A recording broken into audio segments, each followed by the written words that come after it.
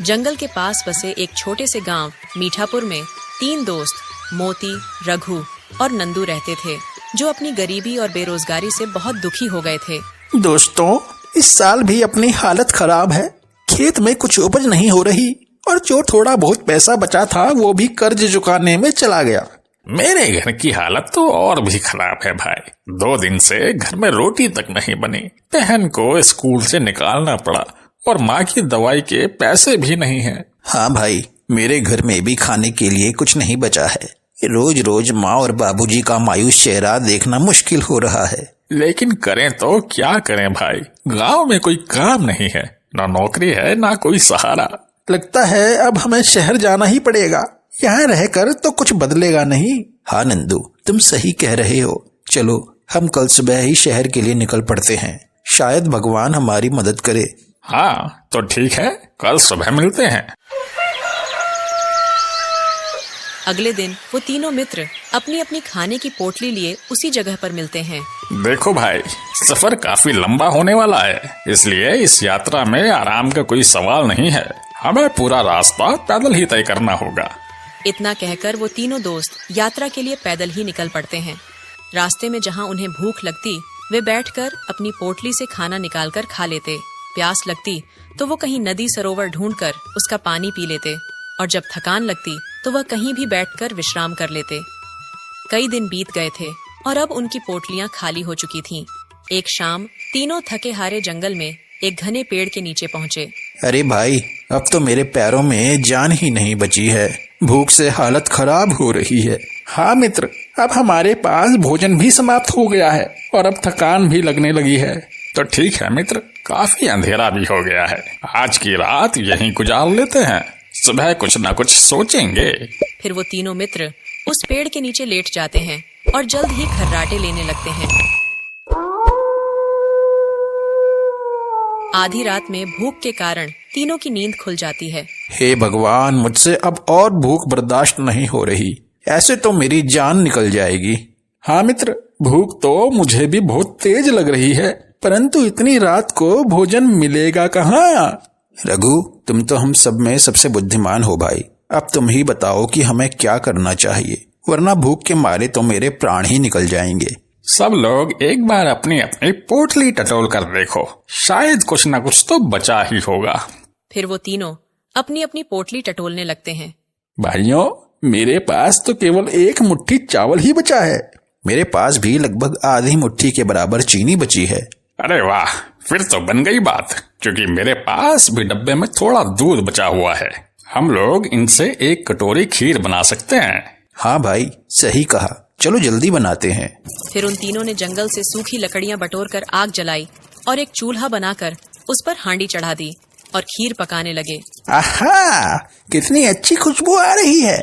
ऐसा लगता है जैसे स्वर्ग में आ गए हैं। हाँ भाई, इसकी खुशबू ने तो मेरी भूख को और भी बढ़ा दिया है। कुछ देर में खीर पककर तैयार हो जाती है। अरे भैया, खीर तो बन गई है। अब किस बात की देरी?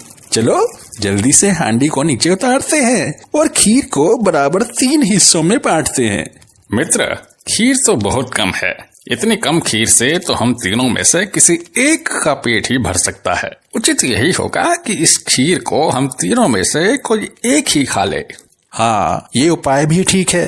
इससे कम से कम हम तीनों में से किसी एक का पेट तो भर ही जाएगा। बात तो ठीक है भाई, लेकिन यह खीर कौन खाएगा? इसका फैसला कैसे होगा? इसमें फैसला करने की क्या बात है? मैं जानता हूँ तुम दोनों तो बहुत दरिया दिल इंसान हो। ये खीर तुम दोनों मुझे ही खाने दोगे। अरे नहीं भाई, तुम ऐसा फैसला कैसे कर सकते हो? हम तीनों को बराबर भूख लगी है। कुछ ऐसा उपाय निकालो कि यह खीर एक ही व्यक्ति खाए और सही व्यक्ति खाए। रघु सोचने लगा और काफी देर सोचने के बाद बोला, दोस्तों, सुबह होने में अभी कुछ घंटे शेष बचे हैं, तो हम लोग एक काम करते हैं। अभी हम तीनों सो जाते हैं और जो इतने समय में सबसे अच्छा सपना देखेगा वही इस खीर को खाएगा।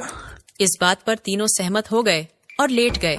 लेकिन भूखे पेट उन तीनों को नींद कहाँ आने वाली थी, इसलिए अब वो सब सोने का नाटक करने लगे और सभी अपने अपने मन में एक सपना सोचने लगे ताकि खीर उन्हीं को खाने को मिले। कुछ ही घंटों में सुबह हो गई तभी मोती नींद से उठता है। बहुत गहरी नींद आ गई थी मुझे तो। अरे दोस्तों उठो, सवेरा हो गया है और जल्दी से अपने अपने सपने के बारे में बताओ। तभी रघु और नंदू भी उठकर बैठ जाते हैं। वाह, मैंने बहुत सुंदर सपना देखा। अरे भाई, सपना तो मैंने भी देखा है, पर पहले तुम अपना सपना बताओ कि तुमने क्या देखा। तो सुनो दोस्तों, मैंने देखा कि एक राजा शिकार खेलते हुए इधर से निकला और मुझे देखकर वह बहुत प्रसन्न हुआ। वह बोला, वाह कितना सुंदर नौजवान है, इसके चेहरे पर इस प्रकार का तेज है जैसे यह कोई पराक्रमी और ईमानदार व्यक्ति हो। हम अपनी पुत्री का विवाह इसी नौजवान के साथ करेंगे। तभी एक सैनिक मेरे पास आया और मुझे जगाकर राजमहल ले गया। वहां जाकर राजा ने मुझसे पूछा, हे नौजवान, तुम्हारा नाम क्या है? मेरा नाम नंदू है महाराज। वाह, बहुत सुंदर नाम है। मैं अपनी पुत्री का विवाह तुमसे करना चाहता हूँ नंदू, क्या तुम तैयार हो? जी महाराज, मैं आपकी आज्ञा के विरुद्ध कैसे जा सकता हूँ? लेकिन महाराज, विवाह से पहले आपको मुझे भरपेट भोजन कराना पड़ेगा। ठीक है, बहुत अच्छी बात है, हम तुम्हें भरपेट भोजन करवाएंगे नंदू। और दोस्तों, कुछ ही देर में मेरे सामने 56 भोगों की थालियां लग गई और मैंने वर्षों के बाद खूब पेट भरकर भोजन किया। इसके बाद मैं बहुत अच्छी नींद सोया। वह कन्या यानी कि मेरी होने वाली पत्नी, वह इतनी सुंदर थी कि यदि तुम लोग मेरे सपने में आकर उसे देखते तो तुम लोग जरूर जल भुन जाते। कुछ दिनों बाद महाराज का देहांत हो गया और मुझे वहाँ का राजा बना दिया। मैं राज दरबार चला ही रहा था कि तभी तुमने मुझे जगा दिया ना, और मेरा वो सपना वहीं पर टूट गया। अरे यह भी कोई सपना था? इससे अच्छा सपना तो मैंने देखा है। यह कहकर वह अपना स्वप्न सुनाने लगता है। दोस्तों, मैंने सपने में देखा कि तुम दोनों गहरी नींद में सोए हुए थे और मैं भूख और प्यास से छटपटा रहा था। तब मैंने माता रानी से प्रार्थना की, हे माता रानी, अगर मैंने अपने जीवन में कोई पुण्य किए हैं तो आज मुझे उसका फल दे दो। मुझे पेट भर भोजन करने के लिए दे दो, अन्यथा मेरे प्राण ले लो माँ। इतना कहते ही देवी माँ मेरे सामने प्रकट हो गई और बोली, हे पुत्र, तुमने जीवन में बहुत पुण्य किए हैं, इसीलिए मैंने तुम्हारी पुकार सुन ली है। आज से तुम कभी भूखे नहीं रहोगे। तभी देवी माँ ने स्वयं अपने हाथों से मुझे भोजन करवाया। अगर तुम लोग वह दृश्य देखते तब समझते कि मैंने तुम लोगों से ज्यादा पुण्य किए हैं। पेट भर भोजन करवाने के बाद माता ने मुझसे पूछा, कहो पुत्र, तुम्हें और क्या चाहिए? तभी मैंने कहा, माँ, हम तीनों दोस्त इस गरीबी से उब चुके हैं। अब आप हमारे लिए कुछ ऐसा कर दो माँ कि हमें जीवन में खाने पीने के लिए कभी कोई कष्ट ना हो और हम आनंद से अपना पूरा जीवन व्यतीत कर सके। तभी माता ने कहा, पुत्र, मैं तुम्हारे लिए तो यह कर सकती हूँ, लेकिन तुम्हारे इन दोनों मित्रों के लिए यह नहीं कर सकती। ऐसा क्यों माँ? इनके लिए भी कुछ करो ना, आखिर ये भी मेरे परम मित्र हैं और दोनों भूखे सोए हुए हैं। तुम्हारे ये दोनों मित्र स्वार्थी हैं मोती, ये सिर्फ अपने मतलब का ही सोचते हैं। इन्होंने आज तक ना कोई पुण्य किया है और ना ही कभी मुझे याद किया है, इसलिए मैं इनकी कोई मदद नहीं कर सकती।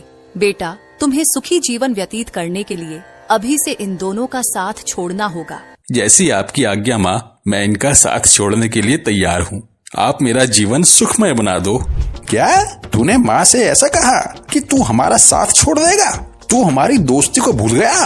अरे भाई, तुम सुनो तो सही कि मैंने ऐसा क्यों कहा। मेरे प्यारे दोस्तों, मैंने तुम्हारी भलाई सोचकर ही ऐसा कहा था। मैंने सोचा कि उस समय माता की बात मान लेना ही उचित होगा। एक बार सुख की दौलत हाथ लग जाए तो फिर मैं अपने मित्र को भी उसमें शामिल कर लूंगा। अच्छा, फिर ठीक है। फिर आगे क्या हुआ भाई, बताओ। मेरे हाँ कहने पर देवी माँ मुझे अपने साथ लेकर चल पड़ी। माता, आप मुझे कहाँ ले जा रही हैं? पुत्र, मैं तुम्हें परियों के देश ले जा रही हूँ। तुम वहाँ आनंद पूर्वक जीवन व्यतीत करोगे। जब हम परियों के देश पहुँचे तो हमारा भव्य स्वागत हुआ और वहाँ मेरा विवाह परियों की राजकुमारी के साथ कर दिया गया। मैं वहाँ आनंद से रहने लगा, लेकिन सूरज की किरण के साथ ही मेरा वह स्वप्न टूट गया और मेरी आंख खुल गई और मैं चाह कर भी तुम दोनों को वहाँ नहीं बुला सका। भाई रघु, अब तुम भी जल्दी से अपना स्वप्न सुना डालो, जिससे फैसला हो सके कि किसका स्वप्न ज्यादा अच्छा था। दोस्तों, मेरी समझ से तो तुम दोनों का स्वप्न मुझसे ज्यादा सुंदर है। तब रघु अपना स्वप्न सुनाते हुए बोला, तो सुनो दोस्तों, मैं तुम दोनों के साथ अच्छे अच्छी नींद सोया हुआ था कि तभी अचानक एक भयानक राक्षस आकर मुझसे बोलता है।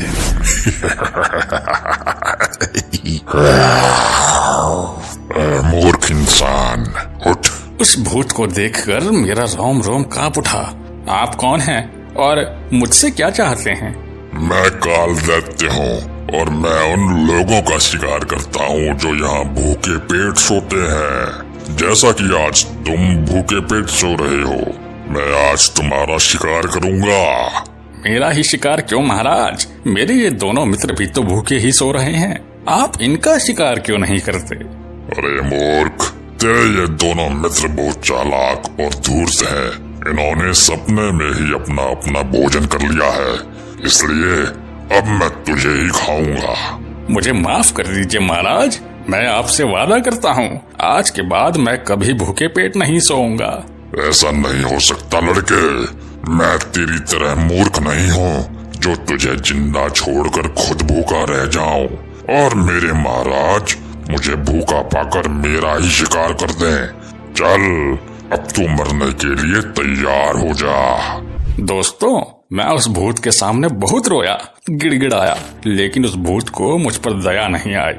तभी मुझे एक उपाय सूझा।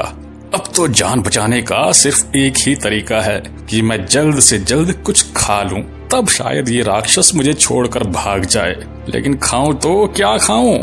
तभी मुझे याद आया दोस्तों कि हंडिया में थोड़ी सी खीर रखी है, अभी के लिए मैं उसी को खा लेता हूँ। तभी मैं जल्दी से हंडिया की ओर दौड़ा और खीर साफ करने में लग गया। खीर सफाचट होते ही वो भूत बोला, ओह, इसने तो अब भोजन कर लिया है, अब तो मैं इसे नहीं खा सकता। अब मुझे चलकर किसी और शिकार की तलाश करनी चाहिए, वरना सुबह तक भूखा पाकर मेरे महाराज मुझे ही खा जाएंगे। और वो भूत तुरंत वहाँ से भाग खड़ा हुआ। जान बची तो लाखों पाए। स्वादिष्ट खीर खाकर रघु ने अपने प्राण बचाए। हे ईश्वर, आज तो तूने मेरी जान ही बचा ली। लेकिन दोस्तों, आगे सपने में मैं कुछ और देखता, इससे पहले ही तुमने मुझे जगा दिया। रघु, तुम्हारा स्वप्न तो वाकई बहुत भयानक था और हमारे सुंदर सपनों के आगे बेकार था। इसलिए इस खीर को हम दोनों में से कोई एक ही खाएगा। तो अब यह फैसला तुम ही करो कि हम दोनों में से किसका स्वप्न ज्यादा सुंदर था। नहीं भाई, इस बात का फैसला तुम दोनों को स्वयं ही करना होगा। मैंने इतना भयानक सपना देखा है कि मेरा दिमाग बिल्कुल काम नहीं कर रहा है, इसलिए इस बात का फैसला तुम दोनों खुद ही करो। मेरा तो डर के मारे गला ही सूख गया है। मैं नदी किनारे पानी पी कर आता हूँ। तुम दोनों लोग खीर खाने के बाद मुझे बुला लेना। इतना कहकर रघु वहाँ से निकल जाता है। अरे मित्र मोती, ये रघु तो निकल गया, लेकिन हम दोनों के पेट में जो दर्द हो रहा है वो तो ये खीर खाने के बाद ही ठीक होगा। क्यों ना हम दोनों खीर आधी आधी बांट कर खा लेते हैं। हाँ नंदू, तुम बिल्कुल सही कह रहे हो, हमें यही करना चाहिए। चलो खीर खाते हैं। जैसे ही मोती ने खीर की हांडी खोली, वह हैरान हो गया और बोला, अरे भाई नंदू, ये हांडी तो खाली है। तुम सही कह रहे हो मित्र, ये हांडी तो पूरी तरह से खाली है, लेकिन ये सारी खीर आखिर गई कहाँ? ये किसने खाई? चलो रघु से पूछते हैं। वो दोनों तुरंत रघु के पास पहुँच गए। अरे भाई रघु, वो जो खीर की हांडी थी वो तो पूरी खाली है। क्या तुम्हें पता है कि वह खीर किसने खाई? दोस्तों, मैंने तुम्हें पूरा किस्सा पहले ही बता दिया है। हो सकता है कि उस राक्षस के डर से मैंने रात में ही सारी खीर खा ली हो। नंदू भाई, यह कमबख्त तो रात को ही सारी खीर चट कर गया, वो भी किसी सपने में नहीं, बल्कि पूरे होशो हवास में। हम में से सबसे अच्छा सपना तो इसी का था। बहुत आसानी से इसने हम दोनों को बेवकूफ बना दिया और सारी खीर खुद ही सफा चट कर गया। मोती और नंदू रघु की चालाकी से नाराज तो हुए, लेकिन वे समझ गए कि भूख और थकान ने उन्हें बेवकूफ बना दिया था। रघु, यह सही नहीं था भाई। दोस्ती में धोखा नहीं होना चाहिए। हमें भूखे पेट सपना देखने की जगह मिलकर समस्या का हल निकालना चाहिए था। मुझे माफ कर दो दोस्तों, भूख ने मुझे मजबूर कर दिया था। मैंने गलती की, लेकिन मैं वादा करता हूँ कि ऐसा फिर कभी नहीं होगा।